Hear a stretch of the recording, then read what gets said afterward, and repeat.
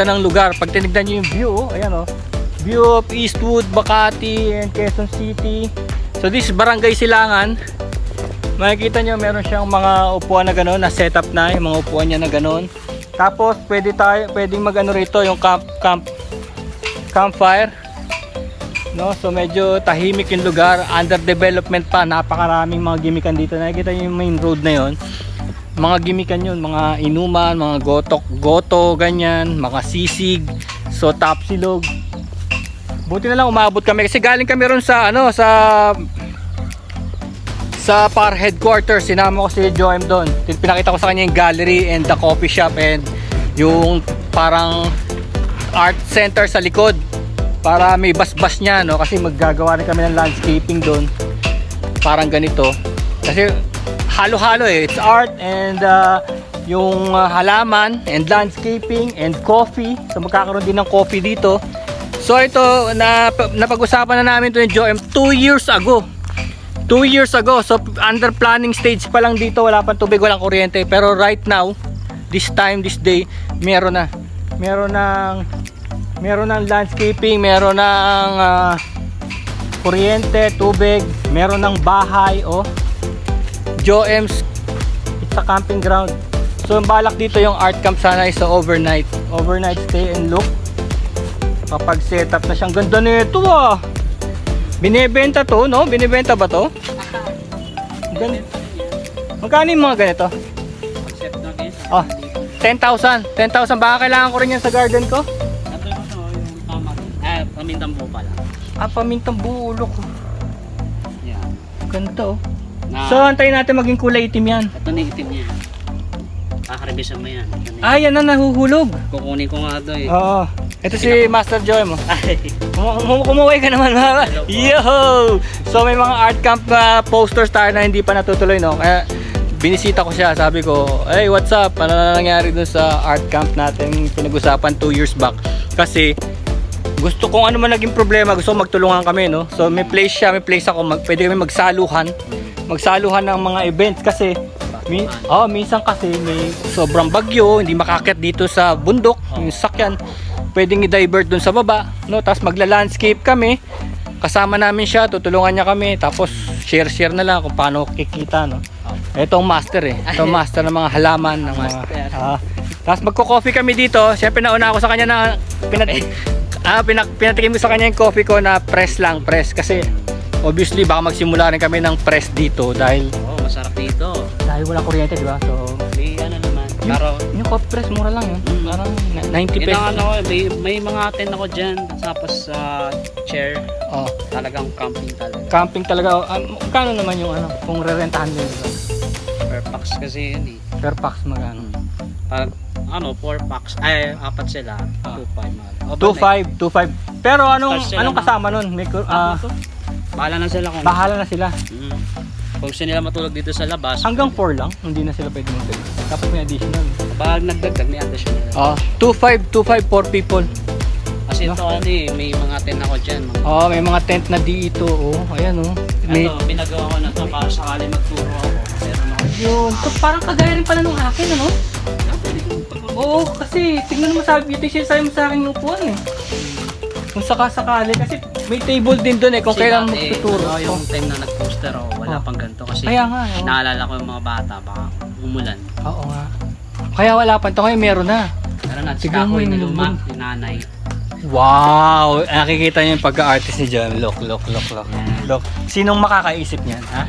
Sinong makakaisip niyan? Time na open lang kami ng bagong bukas yung garden. Nililinis kami. Nakita ko yan doon sa lugar namin, sa may garden namin. Sa Joem sa garden. Sa Ipil. Sa Ipil Street. Nakita ko, inaanay, sabi ko. Pero tinagal na anay, ha? Oo na. Mahulog na. Talagang nakita ko, wow. Sabi ko, ganda to sabit-sabit ko lang. Lagyan ng varnish para hindi masira. Tapos wala na yung anay, no? Wala na. Ayun pag tinignan nyo yung groups niya, talagang panahon. Parang years and years. Kasabayan ng ng bukas ng garden ko. Siguro nasa 4 years na yun. Wow, nasa 4 years na yun. Sinong makakaisip na ganyan kundi talagang true blue artist, no? Kagaya namin. Nasa baba. Kasi mga kahoy ng mga garden sa trend. Oo, ito. Ito yung mga...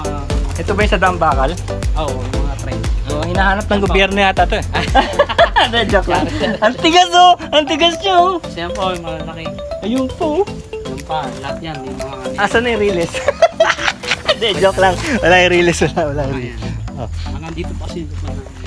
Asan ba ang banyo nila? Dito sa loob o dyan? So may dirty kitchen din oh. Tapos kapag gusto mo mag-bonding kayo, tagdang bottle fight. Oo. Kuha lang kayo ng dahon. Ayan, may dahon. Wag lang ubusin. No? Kasi pag nagbunga niyan, meron pinapatay, di ba? Pag nagbunga na, oo, pinapatay. Para magbunga ulit. Kasi one time lang sila. Kailangan bigyan mo naman ng chance yung mga anak niya. Ayan o. Kaya kung pupunta kayo next month, baka makakuha kayo ng saging. Ilan ng tent mo mga? Dalawa lang. Dalawa lang. Pero pwede sila matulog sa loob? Oo. Yung apat na yun? Pwede yung matulog sa loob, pwede sa labas, depende sa gusto nila. Oo. Kasi bali 2.5 no, as of now, tignan nyo yung date nito is 2.5 for people. Pag additional, kausapin nyo na lang si overnight na yun ha. So walang weekend o weekdays sa ngayon ano? Oo, wala. Wala pa. So ano lang, minsan kasi kapag schedule na lang. Bali ang pinakamalapit dito is Gotokwahan. Kung alam niyo yung Gotokwahan to Barangay Silangan, nasa Waze yun. Gotokwahan, ayun siya. Ayun siya. So parang second street. Basta yung Gotokwahan. So kasi itong sila Joy, ito rin nag-inspire sa akin sa RT. Kaya binibisita ko sila from time to time. Kaya natin yung mga plano namin kung ano man nangyayari. Parang yan, gusto mag-ambay. O tingnan mo, mayroong artificial grass pa. Kasi minsan kasi mga bata gusto na tawag yung... Diyan na sila, naglalaro. Naglalaro. Ba, parang meron pang bed para sa bagong kasal ah. Dalawa to, para sakaling dalawa yan. Pwede ba kang pumasok? Pwede po. Wala namang putik eh. No? Punas muna ako kasi baka wala. Pag kasi may bisita, nililisan namin to. Gano'n, babacuumin ano? Ayan o, meron na pala. Tapos ito, yung mga lumang gulong namin, pag gusto sa labas, may lamesa. Oh my God, gulong mo. Oh, see? Yan. That's art. Malaki. Ito yung dalawa. Oh, pan 2 people oh. Hindi siya single oh. So yung art mo to? Hindi. Yung iba dyan, mga co-artist. Co-artist. Ito po. Yan, co-artist ko yan. Mga artwork ko yan. Ito? Itong black? Mga code, mga yan. Di ba na ba yung lagi kang may mask. Dati yung pandemic. Yan, galang gawa ni John to. Yan ang tinda siya. Oo. Pang yan, pang winner. Ayan, mga winner artist kaya, mga waiting nila. Iniwan nila dito. Nahiwan sa akin, di mga kinuha. Sabi po nila. Ayun, may pangalan naman oh. Yan, yan, may resort din yung may-ari. Dito lang sa Mateo.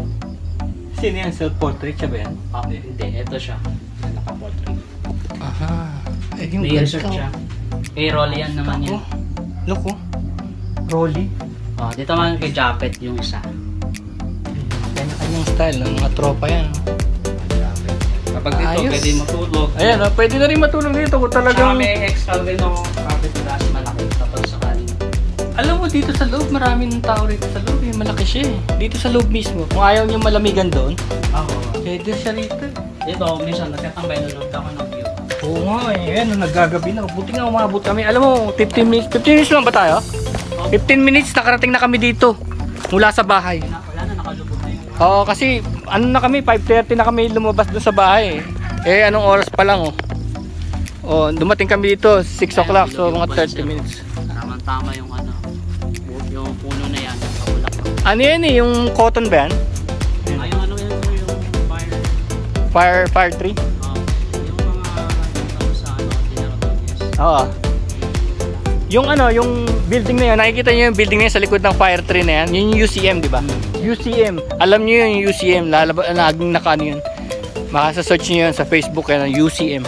So, halos katabi niya to. Kapag istas ka po ka dito ka, manood ka ng ayun, upo ka dyan, manunod ka doon ng sunset. Sunset yan, hindi natin nabutan eh. Oo, tapos Alabog na. lumabas ba? Hindi yata. Lumabas ba? Po, ha? Yung kanina. Ayan, dyan pwede mong sisihin ng ang kalikasan sa mga dalamhati mo. Kapag minsan, kapag mga banda alas 12, may mga stargaze. Oo, stargazing. Yung kung gusto mo may telescope ka. May kilala akong grupo ng gano'n, yung mga artist din. Sarap dito. Ay, kilala ko yung babae. Oo, sa mural. Oo, stargazing ng UP. Hindi ko na ano eh. Gusto ko makasumilip din eh. Oo, kailangan natin telescope. Wala akong telescope. Pero sa totoo lang daw, kung meron kang telescope, makikita mo daw yung ano, yung flag ng Amerika sa buwan. So ito yun. Kasi mga paniki yun. Hindi yung tatakot sa paniki. Eh, nakapasok naman ng mga sasakyan eh. Look, dun sa dinaanan natin kanina. Konti lang segment. Of course, bago pa lang kasi itong lugar for commercialization. Pero marami ng ano, gimikan. Di, totoo, gimikan doon. Gimikan. Talagang inuman talaga. Na may karaoke pa. Yun, yun, nakikita niyo yung mga ilaw na yan. Yan, ilaw na yan. Yan. Gimikan yan. Coffee shop, Tapsilo, Goto. Ito naman sa akin naman, gusto ko naman yung family bonding. Yung importante naman sa pamilya. So wala ka pang pagkain dito. Pag gusto nila kumain, lipat lang sila doon. Dala lang sila. Dala lang sila. Umorder kayo doon. Doon lang, sa kabilang kali lang. Soon pa kapag na soon. Ayos na yung aming budget sa paggawa ng coffee shop. Kape muna. Pero yun nga, pinakita ko sa kanya yung sa atin doon, yung press lang. So mura lang naman yung pressing machine. Wala pang 100 pesos. So lagay mo lang doon yung beans, tapos yung grind. Yung makagawa namin yung kasi itong puno na to, may puno kang ganyan, may matubig yung lugar. Pero yung puno na yan, hindi mo na yan tinanim. Nakita mo na yan dito. Yan, tuwing umaga ay gabi, may tumutulog tubig dyan. Sino naglinis nito?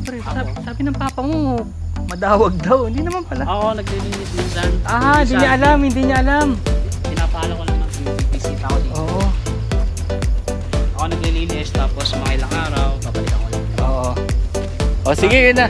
Talaga malinis talaga. Yun na yung vlog natin dito sa Joms Capenero Camp. So, Barangay Silangan. So, yun. Okay, punta kayo dito. Chat nyo lang siya sa Facebook. Okay? Peace. Bye. Ito daw may halaman dito, sabi ni Joem. Pag may sakit ka, wala kang panlasa. Yan ang gusto mo. Oo, kakainin mo daw to, magkakaroon ka lahat daw ng panlasa mong matamis, kahit na daw suka. Kahit kumain ka pa na yung maasim na mangga. Kumain ka na maasim na mangga, matamis pa rin. Akala mo matamis, yung pala, kumain ka ng magic fruit. Magic fruit. Hindi kaya yan yung magic sugar?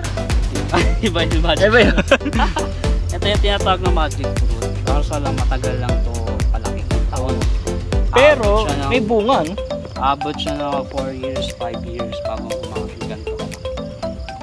Kaya sa market mahal. Ngayon na ako nakarinig niyan. Tsaka mahal daw to, ginagawa daw tong alak. Sa ibang bansa, ginagawang alak. Binababad nila yan. Pero as is, wala siyang amoy, no? Wala po. Sarap yan, sir. Kapag hugasan mo natin, kung gusto mo, try mo yung sukada namin.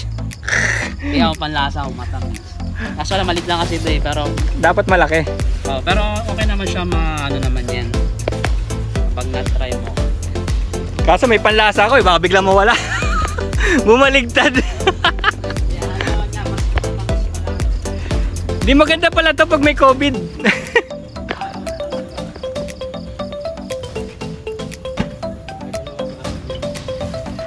Pag may COVID. Try mo lang. Testing mo lang. Yan. Ibalatan mo lang. Matigas, no? Yan mo lang. Takpin mo lang. Di ba ito kasi yan? Oo nga, matamis. Inaan mo kanina mo sa dito. Matamis. Dagan mo kasi. Para mas damba mo yan. Pwede pala itong parang tapakin. Kasi matamis eh, no? Oo.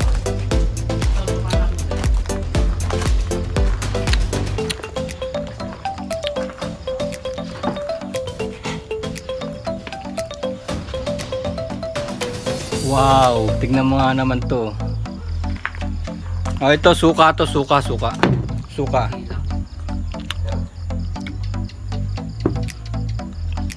My God. Pang klase to Matamis. Tumamis yung suka, Parang di ka maasin. Grabe, sukang amihan to, yung dato puti Magic. Kapag kumain ka na mga maasin na mga Kaya lang ang problema nito, baka inumin ko yan, tapos may mangyari sa akin, di ba? Kasi ang ano mo sa suka ay matamis eh. So pwede kang uminom ng ano, 'di ba? Pinapamatay ng ano yun ng kambing. Pwede na yung sa mga may sakit, yung mga bata na sa mga bata. Galing ano? Yan kasi minsan kapag may tonsil. Oo. Ano pangalan ng halaman mismo? Magic fruit. Magic fruit? At i-search mo sa Google, yung lalabas. Magic fruit. Nakita niyo magic fruit oh. Hindi siya actually fruit kasi yung balat niya kakainin mo lang, kakagatin mo, ninibol mo tapos paikutin mo sa ano mo, sa bibig mo. Tapos lahat na ng kakainin ng maasim, tumatamis. At yung mga ano tawag doon, yung mga kamyas, gano'n, sampalok. Kaya yun nga danger nun kasi mapaparami ka ng kain ng maasim. Challenge ka na kumain ng kamyas. Paano kaya yung ano yung sili? Talaga. Sili? Ano kaya effect din? Pero matamis din. Hindi kaya yun ang ginagamit ng mga nag-Guinness Book of World Record? Pwede rin po kasi. Pwede, no? Kaya lang bigla na lang silang na-high blood dahil sobrang dami na nung ano. Kasi po yan, once na yung mas malaki to, mas masarap. Oo nga, pero ito maliit pa lang yung inano ko, pero may effective na. Konti pa lang yan. Sinlaki lang ng siling labuyo. Pero pag mas malaki to, mas talaga. Tagal lang ano. Kita nyo? Oh, yan, may natutunan naman kayo kay Master Joey mo. Ano talaga to? Sino ba naman? Who would know about this magic fruit? Who would know? Sino makakaalam? Matagal na po panahon pa ng lola. Doon ako nagtaka, bakit ibig sabihin pati pala yung anghang. Papapakin mo yung seed. Pero matamis. Oo, delikado nga. Dahil baka ito kasi ginagamit sa mga may sakit na. Baka kasi maisang dakot na sili kaya mong kainin. Yun nga lang yung after effects nun, no? Pag tapos na, yun talaga. Magbabaga na yung bunga mo. So, may tutunan kayo, Joy, ha? Effective, tinry ko. Nagulat ako. It's magic. Magic piece. Joy's Capenero. O, ayan. Inaabot na kami ng gabi dito. Pagkatapos namin sampulan yung magic fruit niya. Ayan, ayan ang view. Pagka nakaupo kayo dito sa mga ganitong chair niya, itong portable chair niya. And of course malamig, no? Kasi nasa bundok. Kaya lang maririnig mo pa rin yung narinig nyo yung mga tricycle. Dinig pa rin kasi nga marami na rin nakatira dito sa Barangay Silangan. Tsaka nandun na yung mga sinasabi namin sa inyong mga bar. May mga bar dito, nandiyan nga yung UCM, di ba? Tsaka yung mga gotokwahan, nandiyan na.